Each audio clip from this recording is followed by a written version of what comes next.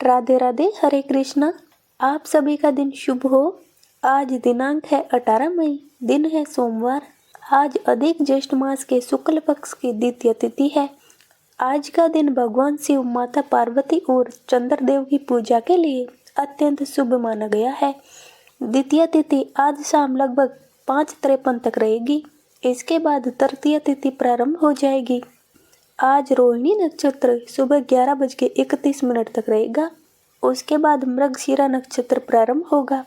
आज शुक्रमा योग रात्रि 9:47 तक रहेगा।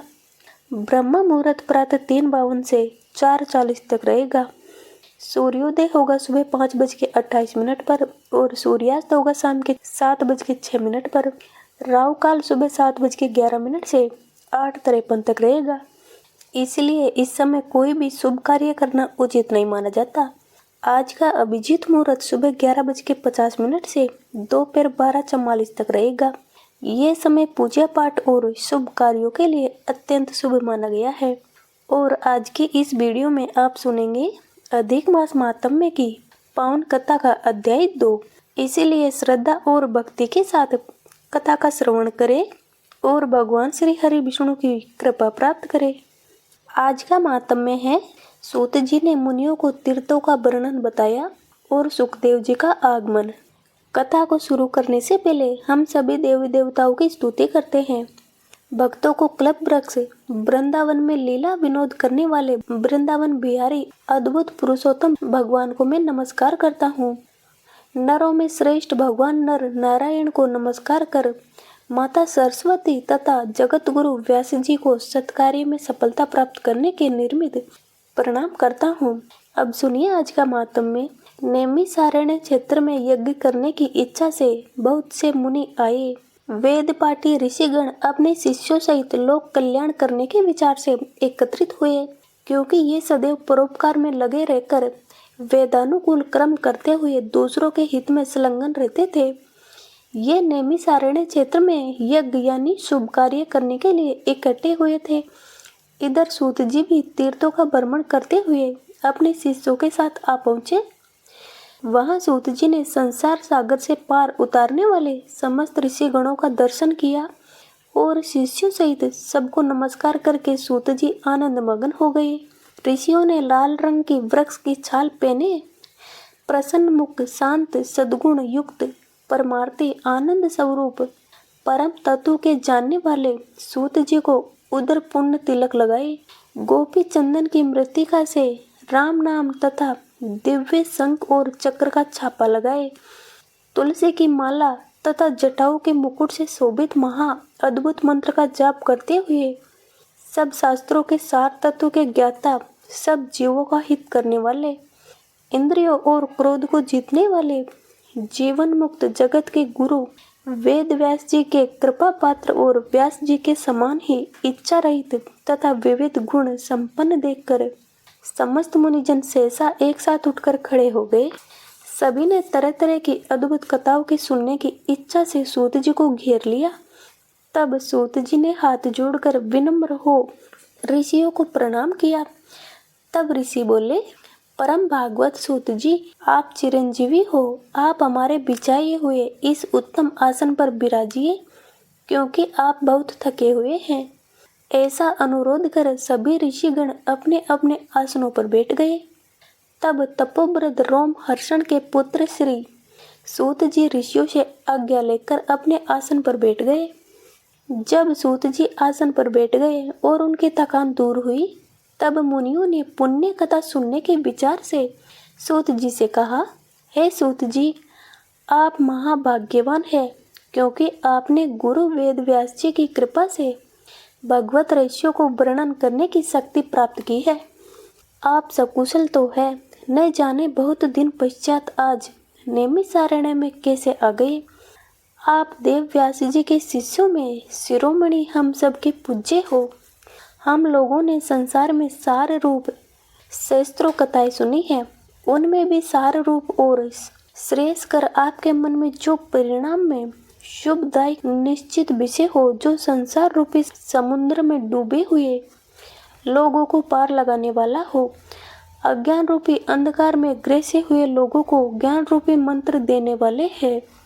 हे सूत जी, आप इस संसार रूपी रोगों के नष्ट करने के लिए रसायन के समान उत्तम कथा रूपी सार को हमारे सम्मुख वर्णन कीजिए, जिसमें हरि लीला रूपी रस मिला हुआ और परमानंद का कारण हो। ऋषियों के ऐसे वचन सुनकर सूत जी हाथ जोड़कर आदर करते हुए बोले, मुनिजनों, आप सब मेरा मनोहारी उपाख्यान सुनिए। मैं पहले पुष्कर नाम के तीर्थ को गया। वहाँ स्नान करके देवताओं, ऋषियों और पितरों को तर्पण आदि से तृप्त किया। पश्चात जन्म मरण आदि सब संबंध विनाशिनी यमुना के तट पर गया। वहां से क्रमानुसार अन्य तीर्थों में होता हुआ गंगा जी के तट पर आया। फिर काशी होकर गया पहुंचा। वहां पितरों का श्राद्ध किया। त्रिवेणी और कृष्णा होकर गंडकी में स्नान करता हुआ पुलह मुनि के आश्रम में गया। फिर धेनुमती में स्नान करके सरस्वती किनारे 3 दिन तक उपवास करके गोदावरी पहुंचा। फिर कृतमाला, कावेरी, निर्विंध्या, ताम्रपर्णी, ताप्ती, बेहायसी, नंदा, नर्मदा और सरमदा में स्नान करके चरणवती होता हुआ सेतुबंध रामेश्वर गया। वहां से बद्रिकाश्रम धाम पहुंचा। वहां नारायण का दर्शन कर तपस्वियों को नमस्कार करके फिर नारायण की स्तुति कर सिद्ध क्षेत्र आया। इन सभी तीर्थों में भ्रमण करते हुए कुरुक्षेत्र गया। वहां से जांगल देश होता हुआ मैं हस्तिनापुर पहुंचा। वहां पर मैंने सुना महापुण्यवान राजा परीक्षित बहुत से ऋषियों के साथ गंगा जी को जा रहे हैं। उनमें अनेकों सिद्धि योगी और महासिद्ध मुनि थे। कोई निराहारी, कोई केवल वायु भक्षण करने वाला, तो कोई पत्तों को खाकर रहने वाला था। कोई केवल श्वास के बल पर ही जीने वाला, तो कोई फलाहारी और कोई फेन का आहार करता था। हे विप्रो, उस समाज में कुछ पूछने की कामना से मैं भी वहां गया। फिर वहीं भगवान मुनिराज व्यास जी के पुत्र महातेजस्वी श्री सुखदेव जी आ पहुँचे, जिनका मन भगवान श्री कृष्ण के चरण कमलों में लगा हुआ था। उनकी 16 वर्ष की आयु थी। संग के समान कंठ, लंबे और चिकने केसों से घिरा हुआ मुख था। शक्तिवान कंधे, चमकती हुई क्रांति, अवधूत वेश, ब्रह्म स्वरूप बालकों से घिरे हुए थे जो उन पर थूक रहे थे। स्त्रियां धूल फेंक रही थी जैसे भिन भिनाती मक्खियों से घिरा हुआ हाथी। ऐसे महामुनि सुखदेव जी को धूल से सने हुए देखकर समस्त मुनिगण एक साथ उठकर हाथ जोड़कर खड़े हो गए। इस प्रकार बड़े बड़े महर्षियों द्वारा उन्हें पूजित देखकर परेशान करने वाले स्त्री और बालक दूर से ही पश्चाताप करते हुए उनको प्रणाम कर क्षमा याचना करते हुए तथा पछताते हुए अपने अपने घर चले गए। तब मुनियों द्वारा बिछाए गए कमल चक्र जैसे ऊंचे श्रेष्ठ आसन पर श्री सुखदेव जी विराजे। वहां व्यास पुत्र ज्ञान रूपी महासागर सुखदेव जी ऋषियों द्वारा पूजे गए ऐसे शोभा पाने लगे जैसे तारागणों के मध्य चंद्रमा। सूत जी बोले, हे ऋषियों, मैं श्री सुखदेव जी के मुख से राजा परीक्षित को श्रीमद् भागवत की परम मोक्ष देने वाली कथा को सुनकर और राजा की मोक्ष प्राप्ति को देखकर उनकी कृपा से यहाँ आया हूँ, जहाँ आप सब दीक्षित ब्राह्मणों के धर्म यज्ञ कार्य में प्रयत्नशील हुए लोगों का दर्शन कर कृतार्थ हो गया हूँ। ऋषि गण बोले, हे सूत जी, अन्यायी बातों को छोड़कर आप हमें वेद व्यास जी के मुख से सुनी हुई अपूर्व कथा सुनाइए, जो सार का भी सार महाश्रेष्ठ तथा आत्मा को प्रसन्न करने वाली अमृत से भी उत्तम पुण्यदायिनी कथा है, उसका पान कराइए। सूत जी बोले, ऋषियों, मेरा अहोभाग्य है कि आपने मुझसे गूढ़ अमृत कथा को पूछा है। अब मुझे जो कुछ ज्ञान है उसके अनुसार जैसा व्यास जी के मुख से सुना है वह सब सुनाता हूँ। एक समय नारद जी नर और नारायण के आश्रम पहुँचे। वहाँ बहुत से सिद्ध देवता और तपस्वी भी रहते थे। वहाँ बेर, रुद्राक्ष, आंवले, बिल्व, आम, आम्रतक, कपित, जम्बू, कदम्ब आदि अनेक प्रकार के वृक्ष लगे हुए थे। वहाँ विष्णु भगवान के चरणों से द्रवीभूत गंगा और अलकनंदा भी बह रही थी। वही महामुनि नारद जी लोक चिंतन करते हुए जा पहुँचे। पर ब्रह्म में मन लगाए हुए जितेंद्रिय नारद जी के संपूर्ण शरीर से प्रभा छिटक रही थी। तब नारद जी ने तपस्वी नारायण को साष्टांग प्रणाम कर स्तुति करते हुए कहा, हे देवादिदेव, संसार के स्वामी, दया सिंधु, आप सत्यव्रती हो, त्रिसत्य हो, सत्य के सार रूप हो और सत्य से उत्पन्न हो। हे सत्ययों ने आपको नमस्कार है। मैं आपकी शरण में आया हूँ। आप ये तब संसार को शिक्षा देने वाला तथा मर्यादा को रखने वाला है। यदि आप तपस्या न करें तो पुण्यात्मा और पापियों से व्याप्त ये पृथ्वी कलयुग में जैसे एक व्यक्ति के पाप करने से रसातल को चली जाती है, वैसे ही एक व्यक्ति के पुण्य करने से तर जाती है। ये आपका पुण्य प्रभाव ही है जिसके बल पर ये पृथ्वी टिकी हुई है। पहले सतयुग आदि में जैसे एक व्यक्ति पाशाचरण करता था तो सभी व्यक्ति पापी हो जाते थे, परंतु कलयुग में केवल कर्ता ही पुण्य और पाप का भागी होता है।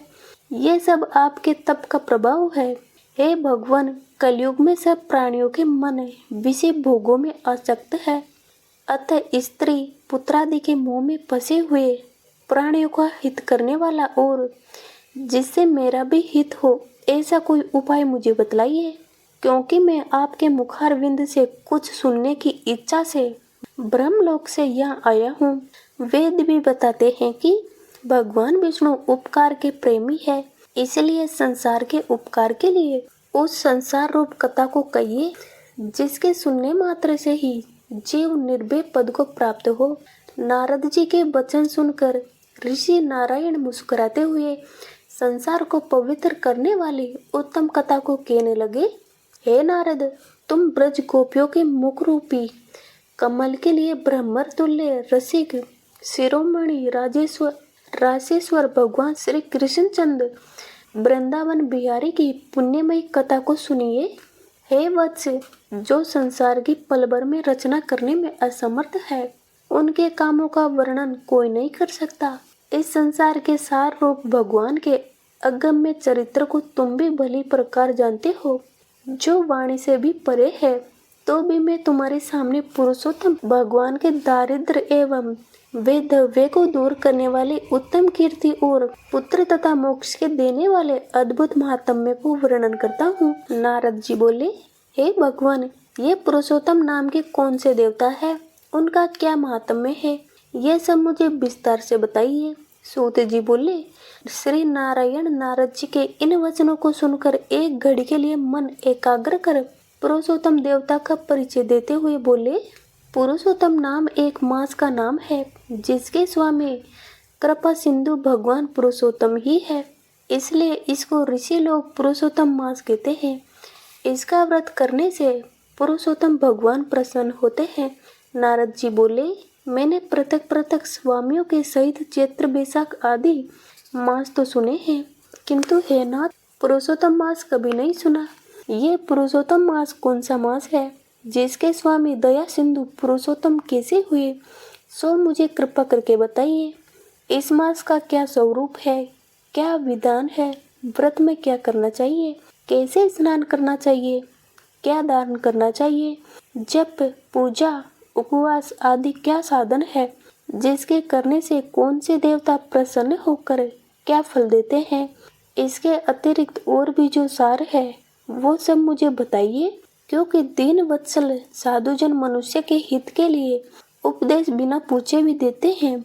इस पृथ्वी पर जो लोग दूसरों के भाग्य के सहारे चलते हैं वे दरिद्री दुखी रोगी होते हैं और पुत्र की इच्छा करने वाले होते हैं, जिनमें कोई जड़ गूंगे घमंडी मूर्ख कुचाली नास्तिक पर स्त्रीगामी नीच अति बुद्ध पराई नौकरी करने वाले निराश मनोरथ पूर्ण न होने वाले पराक्रमहीन कुरूप रोगी कुष्ठी अंगहीन अंधे आदि होते हैं, तथा कोई इत्र मित्र वियोगी कोई स्त्री पुत्र आदि से दुखी कोई माता पिता से हीन, कोई सुख दुख से ग्रसित, कोई दुर्लभ तो कोई मनवांचित वस्तु से रहित।